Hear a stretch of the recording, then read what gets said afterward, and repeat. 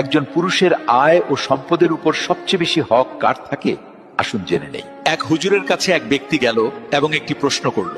হুজুর খুব সুন্দর করে উদাহরণ দিয়ে উত্তর দিলেন।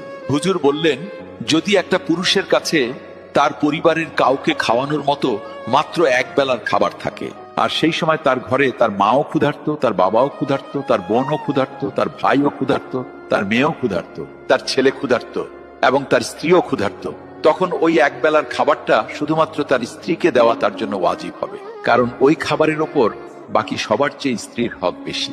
অর্থাৎ স্ত্রীর উপর খরচ করা স্বামীর জন্য সদকাও, ইবাদতও, আবার দায়িত্ব। কারণ স্ত্রী হলো এমন এক আত্মীয় যে আপনার রক্তের সম্পর্ক নয়, কিন্তু তার বিশ্বস্ততা দেখুন কত গভীর। মা, বাবা, ভাই বোন আপনার নিজের রক্ত, কিন্তু স্ত্রী হলো এমন এক সম্পর্ক যা আপনার ভাগ্যে বা নসিবের মাধ্যমে আপনি পান। আর তারপর সে আপনার সব ক্লান্তি, সব ব্যথা এবং সব দুশ্চিন্তা ভাগ করে নেয়। তার মনে আপনার জন্য দোয়াও থাকে, আবার আপনার জন্য তার ত্যাগও থাকে। আর আল্লাহ এই সম্পর্ক নিয়ে বলেছেন, নারীরা তোমাদের জন্য পোশাক স্বরূপ আর তোমরা তাদের জন্য পোশাক স্বরূপ। অর্থাৎ স্বামী ও স্ত্রী একে অপরের সাহারা, ইজ্জত এবং পর্দা। তাই স্ত্রীর ওপর খরচ করা শুধু ফরজ নয়, বরং এটা ভালোবাসার বহিঃপ্রকাশ এবং সৎকাও।